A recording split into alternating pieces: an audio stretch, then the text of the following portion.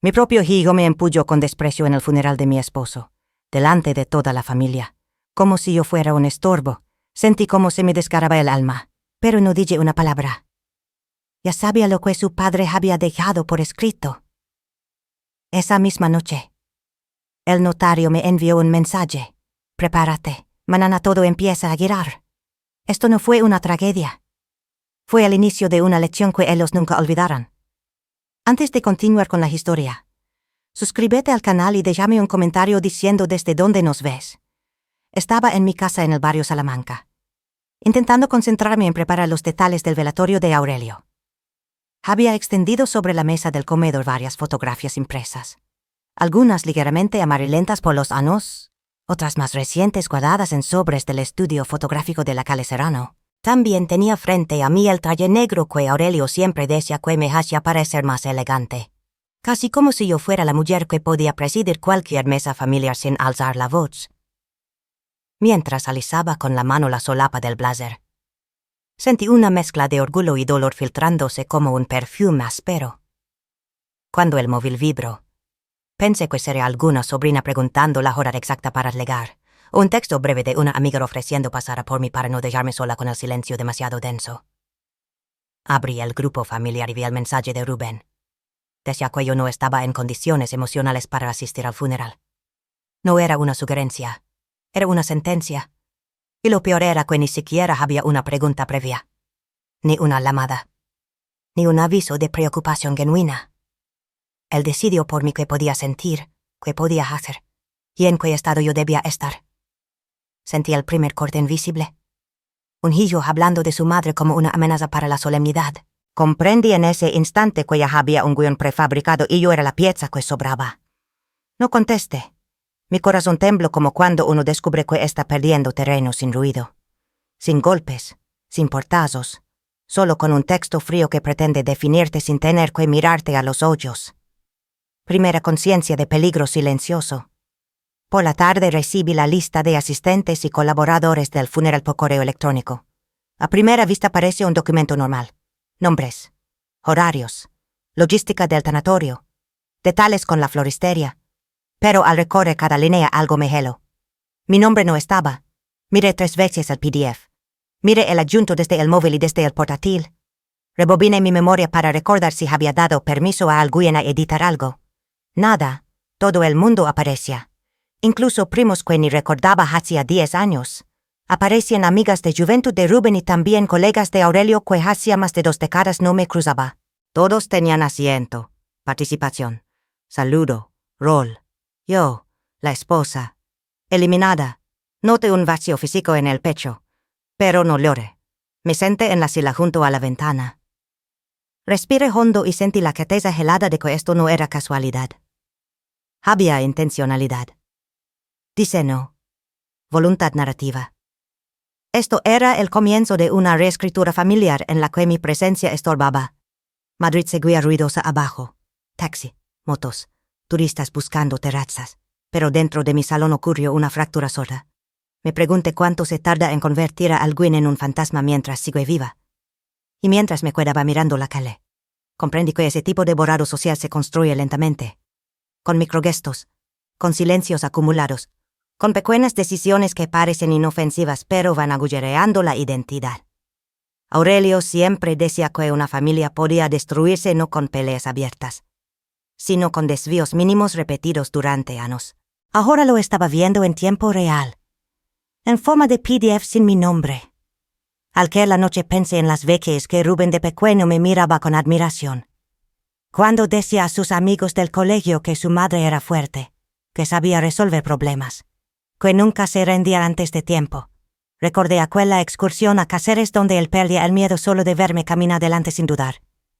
Pensé en cómo llegamos hasta aquí, a este presente donde él ahora definía que yo era inestable. Hubo un momento en que mi garganta quiso gritar, reclamar, pedir explicaciones, pero elegí calar. No contesté ni al grupo, ni a Rubén en privado. Ese silencio no era derrota, era mi defensa inicial. Era el modo de no entregarles la reacción que esperaban para justificar su relato. Algo muy oscuro había empezado y yo lo sentí como una sombra en la nuca. Sin embargo, En esa oscuridad se encendió también una intuición casi antigua. Los silencios profundos de una madre tienen una fuerza que rara vez se entiende de inmediato. Pensé también en la cantidad de mujeres mayores que conocía en mi círculo, que habían vivido formas de borrado similares en distintos momentos de sus vidas. Mujeres que se dieron espacio esperando reconocimiento que nunca legó. Mujeres que sacrificaron autonomía creyendo que el cariño bastaba para sostener vínculos. Mujeres que aprendieron, a golpes invisibles, que calar en el momento adecuado era una táctica estratégica, no una renuncia. Mi silencio esa noche se sumaba a esa tradición silenciosa, hecha de dignidad contenida y memoria exacta.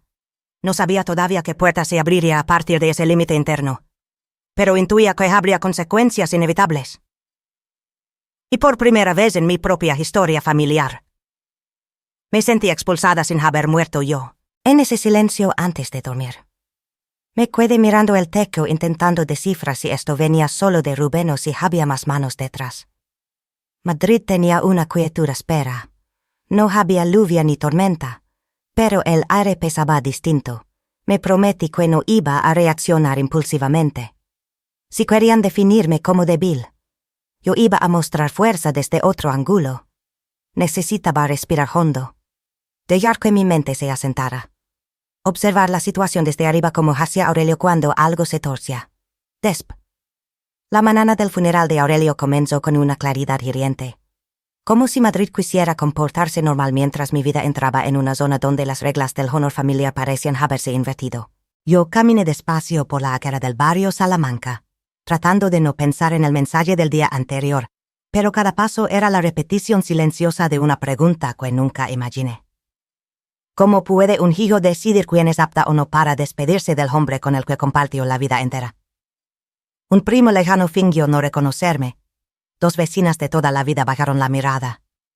Una trabajadora social se acercó con tono amable ofreciéndome una sala secundaria para descansar. Como si yo fuese una anciana extraviada sin control de sus emociones ni de sus decisiones, yo respiré despacio. Entendí que este no era el lugar para discutir. Yo no iba a regalarles el espectáculo que estaban esperando. Entonces tomé nota del nombre del empleado, la hora exacta y fotografié la parte visible de la lista en mostrador con calma absoluta. No necesitaba su permiso para existir en la historia real de mi marido. Cuando por fin pude entrar, la sala estaba llena. Y allí estuvo otro golpe, en primera fila, donde debía estar mi nombre. Vi la tarjeta impresa con el nombre de la madre de la esposa de Rubén. Ni siquiera tuvieron el pudor de inventar algo elegante. Lo hicieron directo.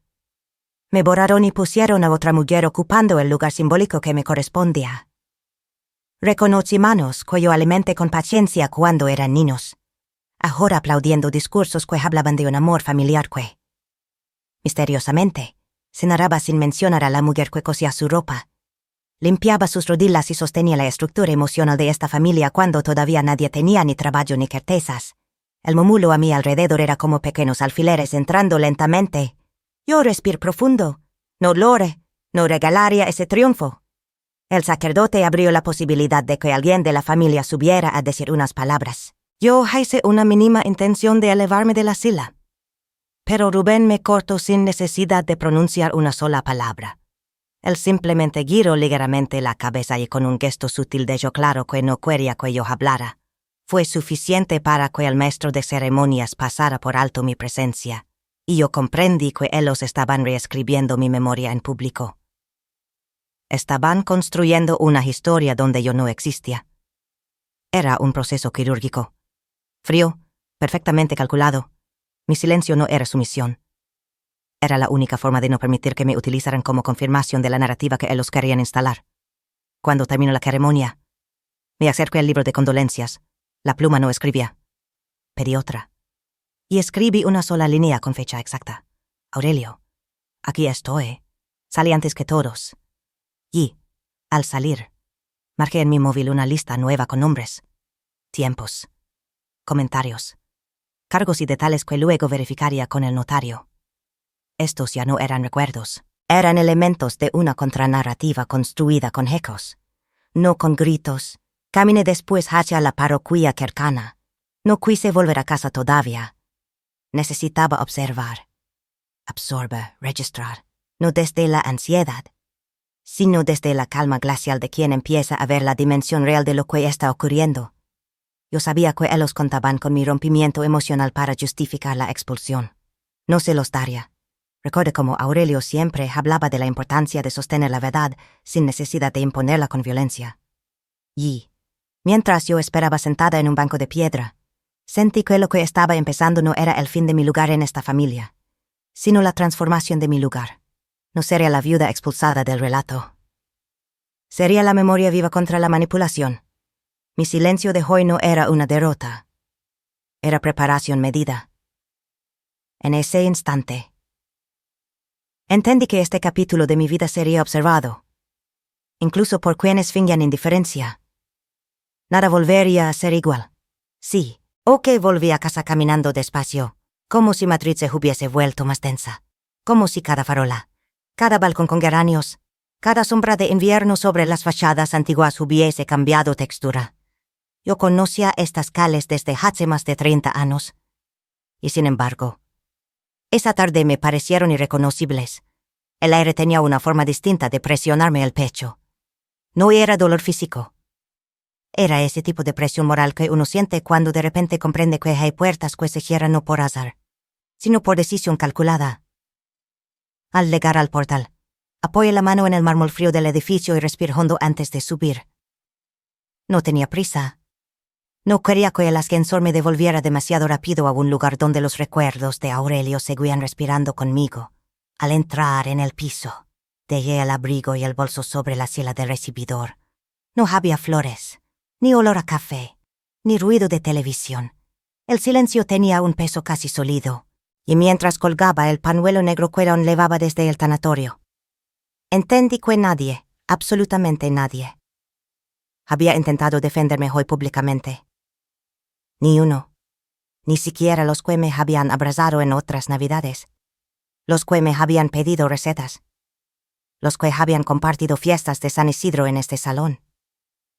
Nadie dijo, Encarnación tiene derecho a hablar. Nadie preguntó, ¿dónde está la esposa de Aurelio? Nadie se escandalizó de que yo no apareciera en la primera fila. Ese vacío colectivo no nació hoy. Hoy simplemente se hizo visible. Me senté en el sofá. Cerré los ojos y dejé caer la cabeza hacia atrás, intentando ordenar sensaciones con una frialdad que antes ni siquiera sabía que poseía. Era evidente. Rubén no improvisó esto.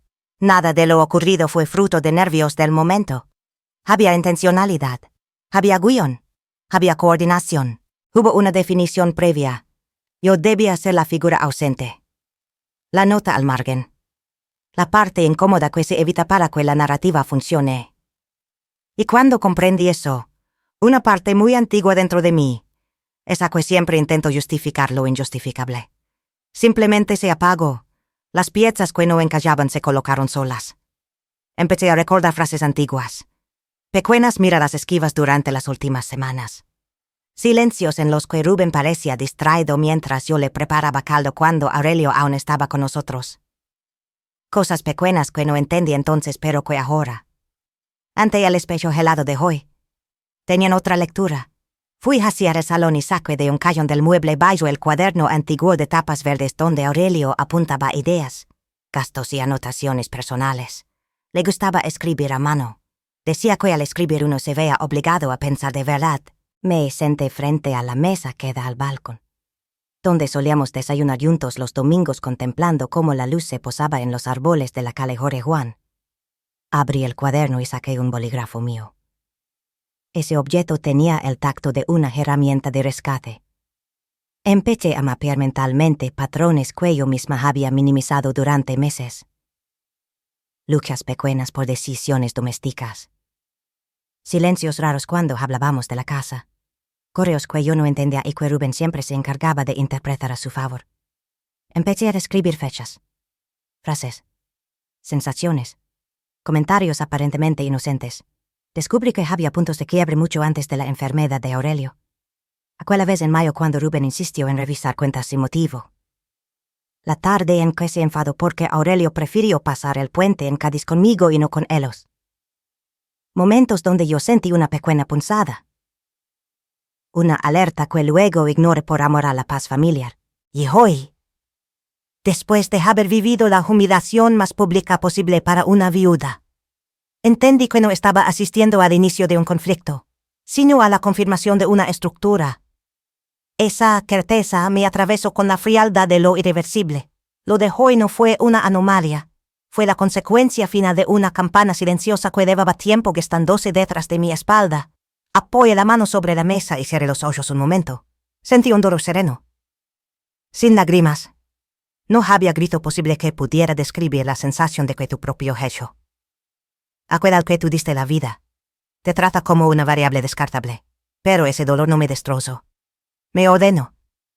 Juro internamente que no permitiré que lo último que Aurelio representaba para mí sea enterrado bajo una versión falsa escrita por conveniencia ajena. No voy a pelear desde la venganza ni desde la rabia. Voy a hackearlo desde la dignidad y desde la verdad documentada.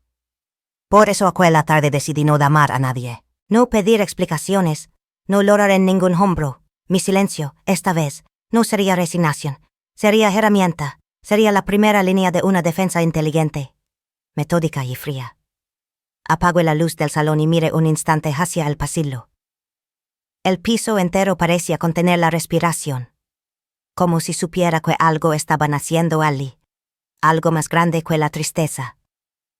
Volví a la mesa. Cerré el cuaderno de Aurelio lentamente y apoyé ambas manos sobre la tapa verde. Ese gesto es elementalmente mi propósito definitivo. Yo voy a proteger su memoria y voy a proteger mi nombre dentro de ella. Ellos podrán reescribir discursos, ceremonias, foros y listas de invitados, pero no podrán borrar lo que se demuestre con hechos.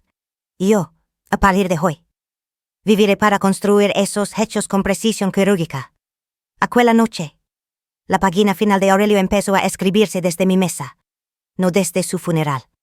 Desperté antes de que el sol asomara por las cortinas. La casa seguía igual de silenciosa. Pero dentro de mí, algo se había alineado con una claridad que no conocía desde hace meses. No más ausencias. No más explicaciones. Hoy no pensaba pedir permiso. Hoy, por primera vez en esta batalla sin nombre, iba a hablar como quien ya ha visto lo peor. Y decidió no calarlo más. Me levanté. Puse agua a calentar y marqué el número de Rubén con manos firmes. Al tercer tono contestó. Mamá, solo te llamo para informarte, DJ. Sin preámbulos. Lo que ocurrió ayer fue inaceptable. No pienso permitir que se repita. Hubo un silencio del otro lado. Lo imaginé en su cocina moderna, con su camisa recién planchada, aun creyéndose el autor de una historia sin testigos. Mamá, estabas muy afectada. No era el momento para. No me expliques, lo interrumpí con tono bajo. Pero firme, escucha. Te aviso hoy para que después no digas que no lo viste venir. Perdón. Esta vez no me vas a borrar sin consecuencias. Colgó antes de responder. No grind, no dolor. Dejé que el hervidor hiciera su sonido agudo de siempre, como si marcara el inicio de algo nuevo. Preparé mi infusión de manzanilla. Me vestí con un suéter color vino que Aurelio adoraba, y salí hacia el retiro. Había cuidado en verme con Rubén Ali. Él había respondido con un si insistes, por mensaje. No sabía lo que venía. La cafetería estaba casi vacía. Ventanales altos, sillas de madera, una barra limpia con olor a café recién molido. Me senté en una mesa junto a la ventana. Él llegó tarde, como siempre que no quiere enfrentar algo. Se sentó frente a mí con expresión de fastidio elegante, la típica que pone cuando cree que tiene el control. Mamá, comenzó, haciendo girar su taza. Lo que pasó ayer, hay que entenderlo con perspectiva. Estabas muy frágil. Queríamos evitarte un momento incómodo. Queríamos. Sí, Sofía, yo. No sabíamos cómo ibas a reaccionar. Lo observé con calma. Ya no veía a mi hijo confundido por el duelo. Veía a un adulto haciendo maniobras para justificar lo que claramente fue un acto de desplazamiento. Rubén, DJ, sin levantar la voz. Durante 40 años yo fui parte de esta familia. Lo que ocurrió ayer fue una falta de respeto. No una decisión difícil. No un malentendido. Fue un borrado. ¿Te estás poniendo dramática? No. Me estoy poniendo clara. Cruzó los brazos. Sonrió con esa media mueca que reservaba para conversaciones que él creía ganadas de antemano. Mamá, entiéndelo. Fue por tu bien. Te vimos muy mal desde que papá enfermó. Llorabas por todo. Parecías inestable. Tomé aire. No porque me afectara lo que digo. Ya lo había escuchado antes. Sino porque entendí que, para él, la justificación era suficiente. Y eso lo hacía más peligroso. Rubén, si sigues por este camino, habrá consecuencias. ¿Consecuencias? Asintió, como si le hiciera gracia. Mamá, por favor. Esto no es una serie de televisión. Tienes razón, es peor. Porque en la televisión, al menos, los villanos saben que están haciendo daño. Dejo la taza sobre el plato con un golpe seco. No soy tu enemigo. Tú decidiste actuar como si lo fueras. El camarero trajo la cuenta. Tomé el recibo sin mirarlo. Yo invito, dije, a las despedidas. Una siempre debe poner algo. Me levanté antes de que él respondiera. Tomé el abrigo del respaldo. Lo puse sobre mi brazo y me acerqué a él lo suficiente para que no lo confundiera con una amenaza. Pero tampoco con una súplica. ¿Tú crees que puedes decidir mi lugar en este duelo? No puedes. Di media vuelta y caminé hacia la salida. La luz del retiro entraba con fuerza por las cristaleras. Afuera, las joyas secas se arremolinaban en los senderos. Como si algo estuviera a punto de cambiar. Él no me siguió. No le llamó. No escribió después. Para él. Quizá.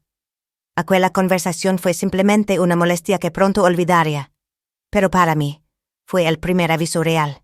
Una señal que solo los que han sido heridos profundamente saben enviar, la advertencia silenciosa antes de que la dignidad tome forma de acción. Ese día comprendí que mi hijo solo reaccionaría cuando ya fuera demasiado tarde. La frase que dejé caer en la cafetería 2 días atrás aún resonaba en mi mente como una campana de advertencia. ¿Tú crees que puedes decidir mi lugar en este duelo? No puedes. No fue una amenaza, fue una promesa. Esa mañana, desperté con una calma fría, casi quirúrgica.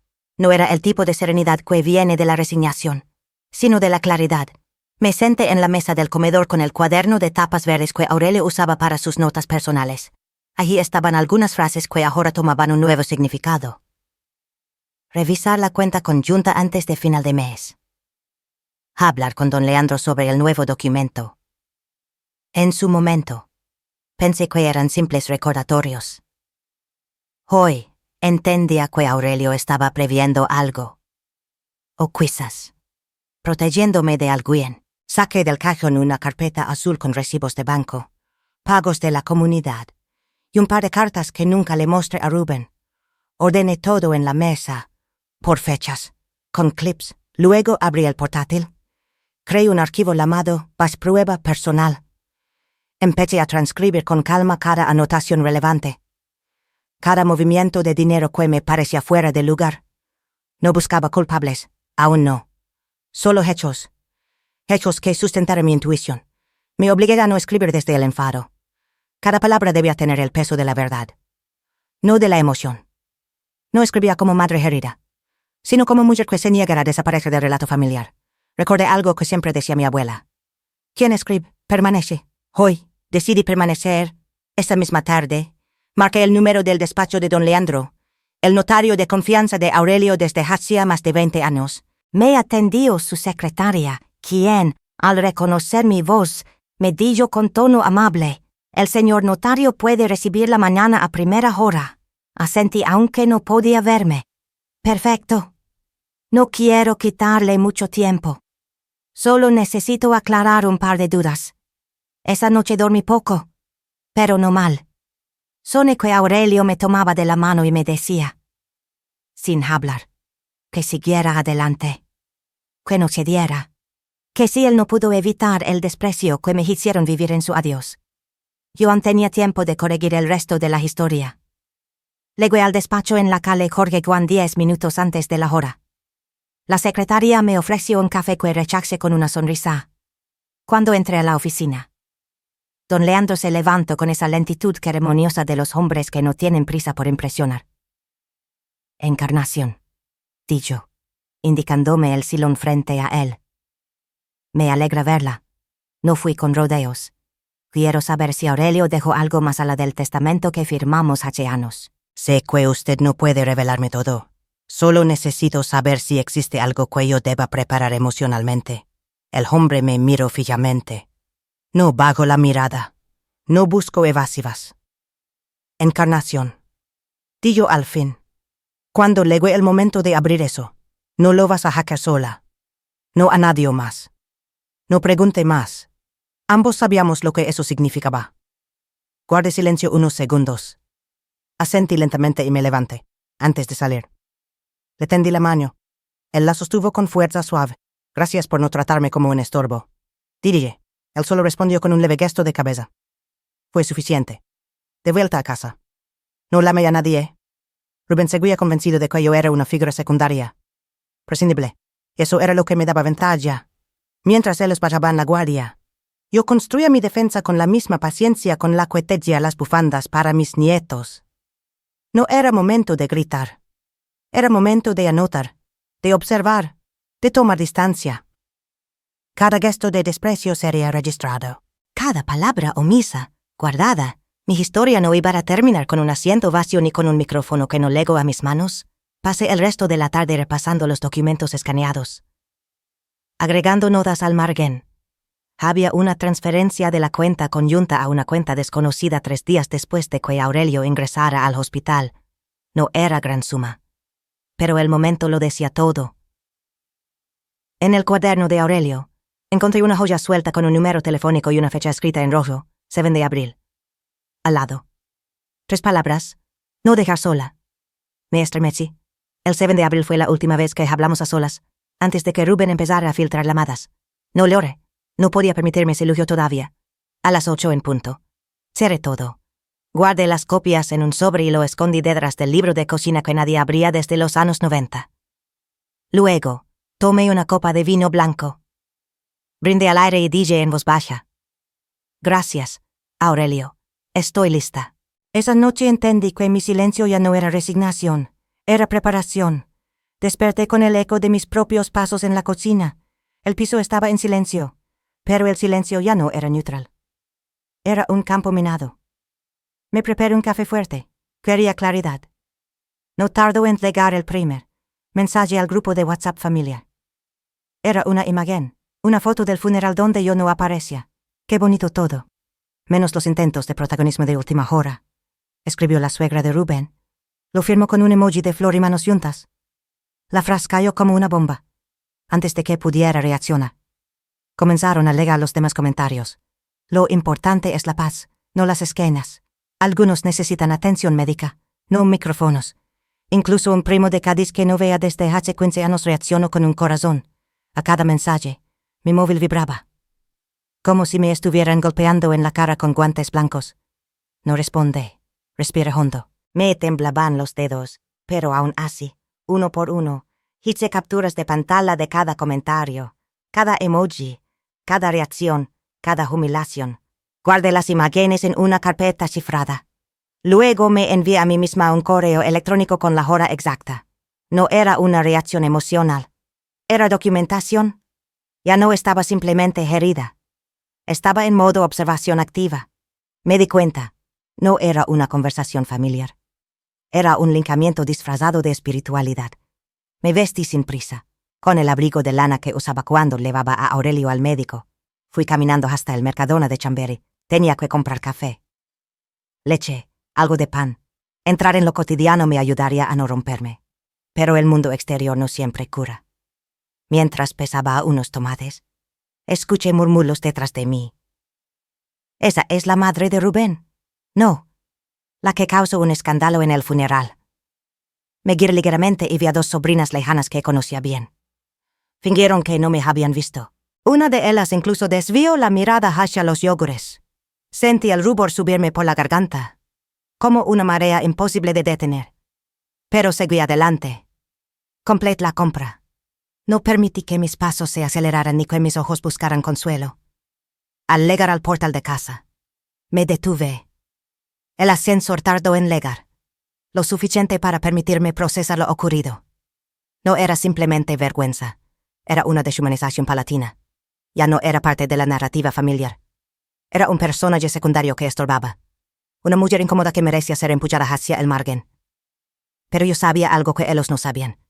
Ya no me dolía como antes. Me ardía, sí, pero también me daba estructura. Dolor con propósito. Subí, dejé las bolsas en la cocina y encendí el ordenador. Reuní todos los elementos, capturas del grupo, comentarios públicos en redes sociales donde otros repetían la narrativa de que yo estaba frágil. Fuera de lugar. Necesitada de ayuda. También copié las fotos del funeral donde no aparecía ni una mención a mi existencia. Comencé un archivo, lo titulé Narrativa Paralela Evidencia. No lo compartí con nadie. No aún, ese era el error de ellos. Creer que el silencio es sumisión. El mío era estrategia. Apagué el móvil. No quería seguir viendo quién aplaudía la versión de Rubén. No necesitaba más pruebas. Lo esencial ya estaba guardado. Con hora, fecha y un rastro digital que nadie podría borrar. En la soledad de mi salón.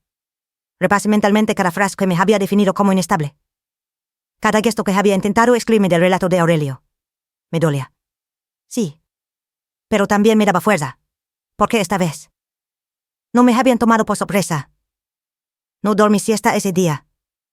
En vez de eso, repasé el cuaderno de Aurelio otra vez. No en busca de nostalgia, sino para reforzar mi sentido de continuidad. Él me conocía. Él me respetaba. Él no me habría querido borrada. Y si alguien intentaba usar su legado para reforzar su poder, yo me encargaría de que no lo lograran. Ya no era una cuestión de emociones, sino de verdad, de identidad. El atardecer cayó sin avisar. Encendí la luz del comedor. Era cálida, como siempre. Pero en mí había algo nuevo. Algo más frío. Más calculado. No era venganza lo que sentía. Era justicia. Y esta vez, la justicia no vendría de gritos. Ni de súplicas. Vendría de hechos, de pruebas. De un relato que, cuando llegara el momento, no podría ser negado sin consecuencias. Esa noche. Mientras todos seguían celebrando su control del relato. Mientras los emojis de corazones y manos orando seguían llenando el grupo. Yo construía mi propio archivo de resistencia. Ellos no lo sabían aún. Pero su segundo golpe público había sido el punto de quiebre. No para mi dignidad. Para su impunidad. Esta vez me golpearon en público. Pero olvidaron que ya estaba observando estratégicamente. Nunca pensé que llegaría a este punto. Yo, una mujer que ya ha vivido bastante como para entender que la vida siempre termina enseñándote lo que no viste venir a tiempo, recibía ahora pruebas directas de que mi propio hijo, junto con su esposa y su suegra, estaban construyendo un círculo interno destinado a destruir mi nombre por completo. Ese mediodía, 4 días después del funeral, recibí un mensaje privado de mi sobrina Clara. Ella nunca fue de meterse en este tipo de cosas, pero la conozco desde niña, y se reconoce cuando alguien me escribe con las manos temblorosas. Tía, esto que te voy a mandar no debería verlo nadie, pero yo no puedo calarme, me dijo.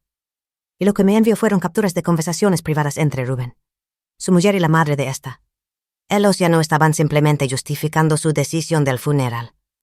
Estaban diseñando una estructura narrativa para aislarme socialmente de toda la familia Morales. Hablaron de mí como si yo fuera un peligro público. Decían, hay que cerrarle todo acceso social o volver a meternos drama.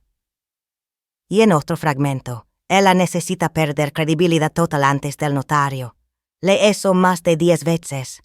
Me dolió como un ácido lento entrando por la herida más reciente que me habían abierto. Descubrí que discutían estrategias para que incluso los sacerdotes del barrio pensaran que yo estaba desestabilizada mentalmente. Para que nadie tomara en serio mi eventual palabra si aparecía algún documento nuevo de Aurelio. Era una operación quirúrgica de borramiento emocional. No era solo rechazo. Era exterminio simbólico. Me quedé en silencio, sentada en mi mesa con un vaso de agua leno hasta la mitad. Y por un instante creí que el mundo giraba demasiado rápido y yo ya no alcanzaba a agarrarme a nada. Pero después sentí algo distinto. Esa quema fría en el pecho que no explota, sino que endurece. Yo sabía que el dolor emocional existe para definir líneas. Y esto ya había pasado de cualquier límite. Ellos querían destruir la visión de quién fui yo en la vida de Aurelio. Querían reescribir la historia de 42 años de matrimonio como si yo nunca hubiera sido parte. Querían que mi figura quedara asociada a la inestabilidad emocional para que, ante el notario, cualquier palabra mía fuera considerada delirio. Y lo más perturbador fue que lo hacían con naturalidad, como si fuera un trámite administrativo. Desprogramar a la madre de un hombre muerto. No estaban mirando consecuencias. Ellos estaban creando una realidad paralela donde yo era el problema.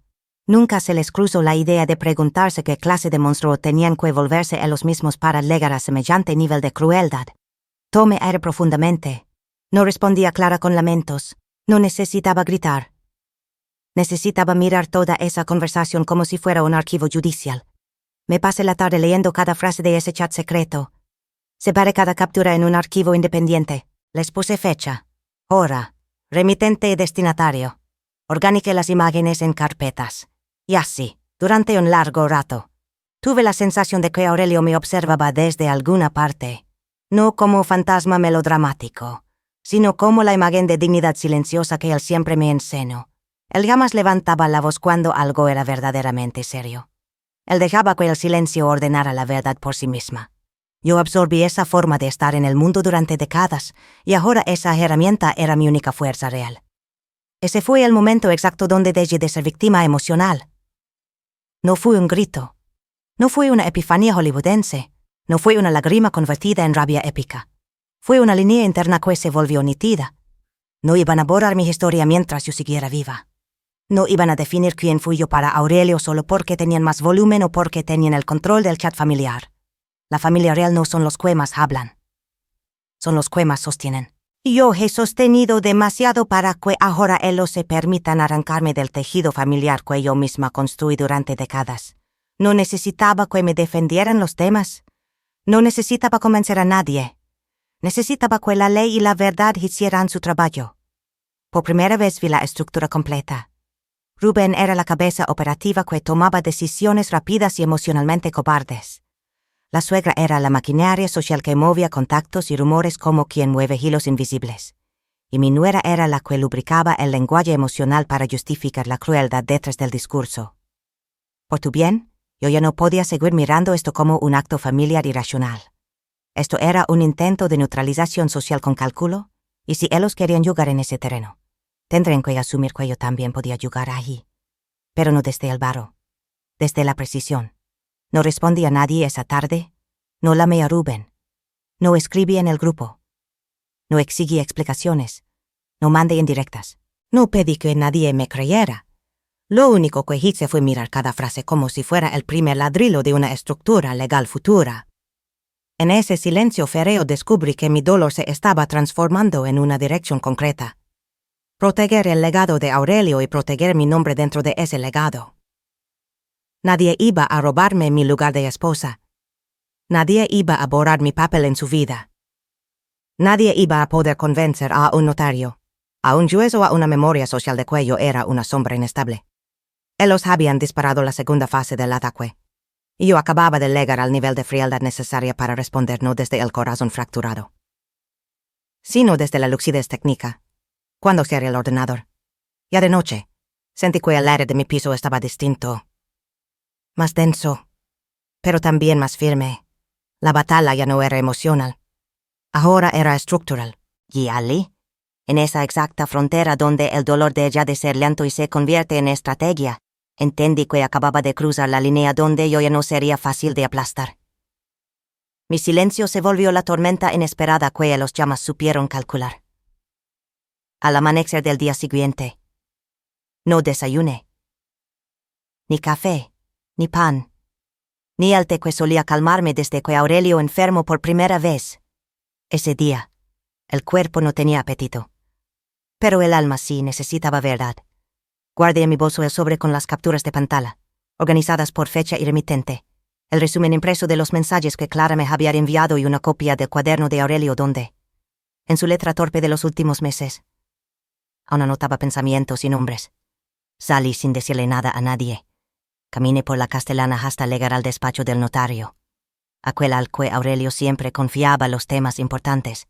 La secretaria me reconoció de inmediato. «Pase, dona Encarnación. El señor Almodóvar está disponible. Entré». El despacho seguía igual que hace años, sobrio, con esa mezcla entre olor a madera antigua y tinta legal. El notario me ofreció asiento. Me miró con un respeto que agradecí. Y antes de que yo sacara cualquier documento, yo simplemente me imaginaba que vendría. Le expliqué que necesitaba saber si existía algún documento legal actualizado, firmado por Aurelio, antes de su fallecimiento. No revelé aún lo que sabía. Ni por qué urgía mi consulta. Solo pedí confirmación. El notario encendió su pantalla, accedió a un sistema que parecía más frío que el mármol de su escritorio. Y durante unos minutos reinó un silencio tenso. Yo no parpadeaba. Me aferraba a la silla como quien espera la caída de una sentencia. Y entonces, él asintió. Existe un documento actualizado y digo, está registrado. Firmado por Aurelio Morales el 16 de febrero de este año. Tiene carácter de testamento abierto. Con cláusula de contingencia notarial. Sentí que se me fue el aire. El pecho se me comprimió como si alguien desde dentro cerrara una puerta con llave. No dejé que el rostro me delatara. No podía. Apenas logré decir, eso significa que el otro ya no tiene efecto. Depende del contenido. Pero legalmente, este es el más reciente y, por tanto, el que prevalece. La lectura oficial. Sin embargo, aún no puede realizarse hasta la fecha designada por la familia o por citación judicial. No puedo abrirlo hoy, pero sí puedo confirmar que existe. Aurelio. Él había dejado algo. Me protegió, incluso cuando todos creían que ya no podía.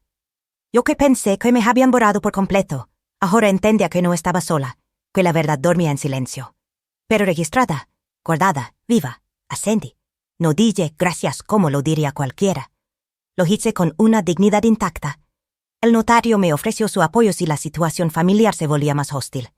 Yo no hablé de los mensajes, ni de los intentos de borrarme socialmente. No aún. Era mi carta oculta, mi protección. Me levanté con paso firme, como si ese despacho fuera un tribunal. Yo acabara de escuchar que la historia aún podía escribirse de nuevo. En la calle, el sol de Madrid brillaba sin piedad. Caminé unos metros hasta la parada del autobús 27, ese que recorre toda la Castellana. Subí sin mirar a nadie. Me senté al fondo, saqué mis gafas oscuras y me dejé caer contra la ventana. Allí. Por fin, mis lágrimas salieron. No eran de dolor, eran de una mezcla tan compleja que solo quien ha sido traicionada por su propio hijo podría entender. Validación, sorpresa, rabia contenida. Y sobre todo, un alivio tan brutal que me dolía hasta en los huesos. Aurelio no me dejó sola. Ellos lo intentaron, pero él ya sabía, él firmó. Repetía esas palabras en silencio mientras el autobús avanzaba. Me aferraba al bolso como si dentro llevara mi armadura. Porque eso era ahora yo no tenía espada, ni ejército, pero tenía documentos. Y silencio. Y verdad, sabía que no podía revelar lo que sabía. No aún. Ellos debían pensar que seguía débil, borrada, insignificante. Solo así su soberbia los haría bajar la guardia. Era una guerra fría. Y yo acababa de obtener la primera confirmación de que tenía munición real. No contesté mensajes, no hablé con nadie esa tarde. Me encerré en mi piso y guardé el sobre con una etiqueta. Prueba de vida legal. Nunca había sentido tanto poder en la contención. Ese día comprendí que mi silencio ya no era defensa. Era mi arma del destino. Aquella noche. No encendí la televisión ni la radio. Solo dejé que el silencio me envolviera como una manta tibia. Había regresado del despacho del notario con una verdad que no necesitaba gritarse. Aurelio me había dejado algo. Y no era solo un documento.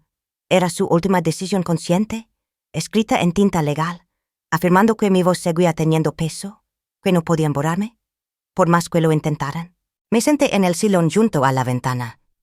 Esa cueda al patio interior del edificio, y contemplé las luces de los pisos vecinos encendiéndose una a una. En el mío, solo brillaba la lámpara de lectura. Nadie sabía lo que había descubierto, y así debía ser. No respondí mensajes. No revisé el grupo de WhatsApp familiar donde me habían destrozado días antes. El cuaderno de Aurelio seguía sobre la mesa. Pero esa noche no lo abrí. No lo necesitaba. Ya no era una reliquia emocional. Era una promesa cumplida. Sentí que algo dentro de mí se reacomodaba. Como si, después de tanto temblor, Los cimientos empezaron a asentarse. Me preparé un té de tila. Lo tomé en silencio, no para calmarme, sino como gesto de soberanía. Porque ahora mi calma no era debilidad. Era una estrategia. Fue en esa misma noche que entendí. El campo de batalla psicológico ya había empezado a girar. No lo grité. No lo proclamé, pero lo sentí. Algo estaba cambiando. A la mañana siguiente, mientras barría la entrada del piso, una costumbre que conservaba aunque ya nadie lo notara, se me acercó Isabel, mi vecina del tercero. Vaya con su bata de flores y una bolsa de basura. Como siempre, pero esta vez me miro distinto. Como si supiera algo, pero no supiera cómo decirlo. Encarnación. Ayer vi a tu hijo. Estaba en la entrada. Parecía, no sé, alterado. Caminaba de un lado a otro. Hablaba solo. Se le cayó el móvil y ni se agachó a recogerlo. Me preocupa, la verdad. Le respondí con un vaya seco y una sonrisa leve. No pregunté más, pero en mi interior algo se encendió. Nervioso, Rubén, al subir, recibí una llamada de consuelo. Una prima lejana de Aurelio que rara vez me contactaba. Su tono fue casi conspirativo. Encarnación. Perdona que te llame así de pronto, pero me le lego un comentario. Parece que alguien dijo que tú estabas en tratamiento psicológico, pero no me cuadro. No eres tú la que está fuera de lugar en todo esto. Solo quería que lo supieras. Agradecí su gesto con cortesía. Colgué y comprendí. Los ecos de su humillación empezaban a rebotar. Pero ya no eran proyectiles contra mí. Eran ondas que regresaban hacia ellos. Debilitadas, contradictorias, desgastadas. Aquel muro de difamación que habían construido con tanto empeño comenzaba a agrietarse desde dentro. Yo no lo estaba empujando. Solo estaba ahí, en pie, en silencio. Y eso, precisamente eso, era lo que más descolocaba a quienes pensaron que me tenían anulada. Esa noche dormí con una serenidad que no recordaba desde mucho antes del funeral. No era alegría, no era venganza. Era una quereza firme. Como piedra pulida, la verdad ya no necesitaba mi voz para empezar a funcionar. La realidad estaba ajustando sus piezas sin que yo moviera un dedo. Me desperté al alba. Me duché. Me puse mi ropa más sobria. Y mientras desayunaba, supe que algo nuevo había comenzado. No era el día de la lectura oficial aún. Pero la batalla silenciosa ya estaba en marcha. Y por primera vez, no estaba perdiendo. Aquello que intentaron derrumbar lentamente empezaba a volverse contra ellos en silencio. Desperté con el teléfono vibrando sobre la mesilla. Eran mensajes de vecinas, del grupo de mujeres de la parroquia. Incluso una llamada corta del notario Aurelio. Encarnación, mantén la calma. Hoy todo empieza a girar. No supe a qué se refería, hasta que abrí uno de los mensajes reenviados, un clip de vídeo. Era del velatorio. En él se escuchaba con claridad la voz aguda de Nieves soltando su comentario sarcástico, seguido del gesto brusco de Rubén apartándome frente al féretro. El clip se estaba difundiendo en un grupo local de WhatsApp. No dije nada, no contesté, no compartí, solo me levanté. Planché mi vestido negro con esmero y me peiné con firmeza. Hoy no explicaría nada. Hoy sería vista. Cruzando el pasillo del edificio, me encontré con dos vecinas. Evitaron mirar a Rubén, que salía en dirección contraria. El portero, don Sergio, me saludó con un respeto que no había visto en sus ojos en semanas. Buenos días, señora Encarnación. No necesitaba más. Subiendo por las escaleras, un chico de reparto se equivocó de timbre y tocó en el piso de Nieves con un sobre en la mano. Ella salió algo impaciente, pero su cara se descompuso al ver el remitente. Era un reembolso de la floristería, dirigido a la cuenta conjunta familiar. Mi cuenta. Yo pasaba justo en ese momento. Devuélvelo, por favor, le dije. Sin cambiar el tono ni el paso, salí al café de siempre, ese donde semanas atrás me ignoraron como si fuera invisible. Esta vez, el dueño me ofreció el cortado sin cobrar. Solo dijo, bajando la mirada, lo sentimos por lo de ayer. Asentí sin añadir palabra. En la televisión, detrás del mostrador, un segmento matinal hablaba sobre humillaciones familiares en funerales. El material de archivo parecía demasiado similar. Mi móvil vibró. Una vieja amiga había compartido una publicación con la frase: la dignidad no grita, Le respondí con un simple gracias, nada más. Al mediodía, en las puertas del cementerio de la Almudena, se había convocado una pequeña reunión para firmar documentos que Rubén había olvidado gestionar. Allí estaban él, Nieves, 2 empleados de la administración y algunos miembros de la familia. Aurelio llegó puntual, saludando con formalidad y pidió un espacio neutral. Con voz clara, frente a todos, explicó que, según el testamento actualizado y registrado, ciertas decisiones y pagos correspondían legalmente a mí. Rubén había actuado fuera de su competencia. Se hizo un silencio espeso. Uno de los trabajadores pidió disculpas por no haberme informado correctamente.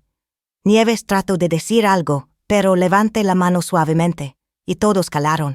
Al salir del cementerio hacia la plaza, un agente judicial se nos acercó. Se dirigió directamente a Rubén y Nieves. Les entregó un acta de notificación oficial. El contenido: una investigación por presunta interferencia en disposiciones testamentarias y posible mal uso de fondos. Todo ocurrió a la vista de 2 familiares y del sacristán de la parroquia. No sonreí. Solo dije con voz serena: recibidlo con calma. Esto es solo orden. Horas después, de regreso a casa, tomé una carpeta, etiquetada con letras claras. Honor familia. Grape los recibos, organice los papeles.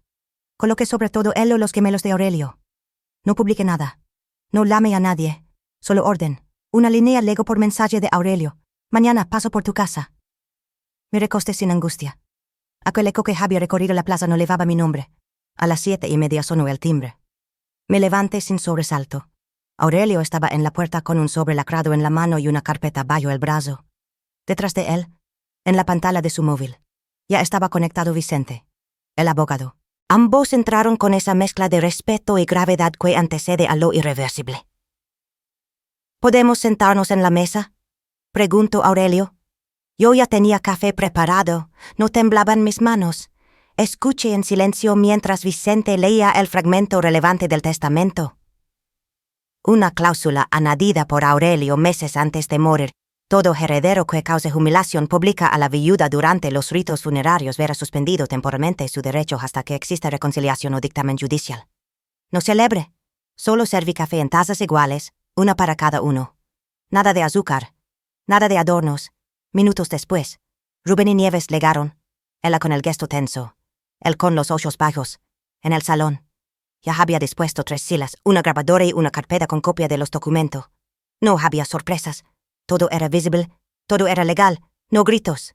Solo hechos. Dije al que era la puerta. Vicente explicó el escenario. Existían 2 caminos: el protocolo de reconciliación, bajo condiciones claras, o el proceso judicial, que implicaba la suspensión prolongada de beneficios hasta nuevo aviso. Nieves alzó una ceja. Rubén miró a su alrededor como buscando una salida. Fue Rubén quien habló primero. Un susurro. Una disculpa apenas formada. Lo siento por lo que pasó. Mamá, estábamos confundidos. Nieves añadió sin mucha convicción: fue el estrés del duelo, la tensión, nadie pensó que... No, interrumpí con calma. No fue confusión, fue decisión. Apartarme en el velorio, negar mi asiento, hacerme invisible. Fue consciente. Hice pruebas. Saqué un USB de la carpeta y lo coloqué sobre la mesa. Contenía las grabaciones, los mensajes, las capturas. Aurelio asintió y tomó nota de la cadena de custodia. En silencio. Todo quedaba registrado. Entonces hablé, no para herir, sino para marcar límites.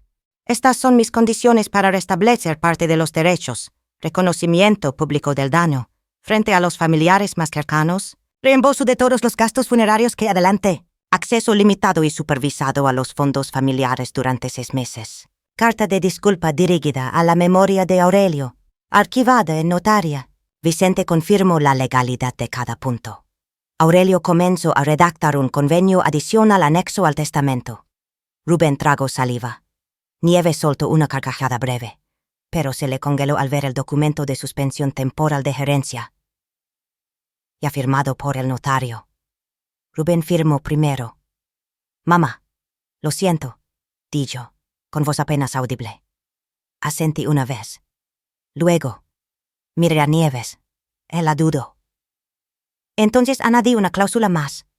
sesiones de acompañamiento emocional, y para gastos médicos de vuestro hijo. Se necesitarán 2 firmas, la vuestra y la mía. Yo no castigaré a un nieto por los errores de sus padres. El ambiente cambió. Nieves bajó la mirada. Firmó sin decir palabra. Después de su marcha, Aurelio me entregó las copias certificadas. Las guardé en la misma carpeta donde había colocado los gemelos de Aurelio semanas antes. Esta vez, los volví a guardar en su caja. Cerré con una oración, sin victoria, sin odio, solo restauración. Al anochecer, legó un mensaje de la parroquia. La misa de recuerdo estaba confirmada. Esta vez, mi nombre figuraba en la invitación. Cuando la plaza se vació, solo quedó el eco del papel contra el aire. Y no llevaba mi nombre. Legué antes de la misa. San Andrés aún estaba medio vacío, pero las campanas ya resonaban sobre lavapiés. Caminé con paso sereno por el pasillo lateral y vi mi nombre restaurado en el tablón de la parroquia. Encarnación Muñoz, viuda y cofundadora. Lo habían corregido, lo habían escrito bien. A los pies del altar, entre velas encendidas, el mármol con el nombre de Aurelio brillaba otra vez con su placa de bronce pulida. Sin tachaduras ni ausencias. Me senté en el banco que solíamos ocupar juntos los domingos de invierno, con la mantilla negra cubriéndome el cabello. Repasé en mi mente la frase exacta que leería. Sin rencor. Sin temblor. El duelo exige respeto, hoy lo restituimos. Una sola línea. Era suficiente.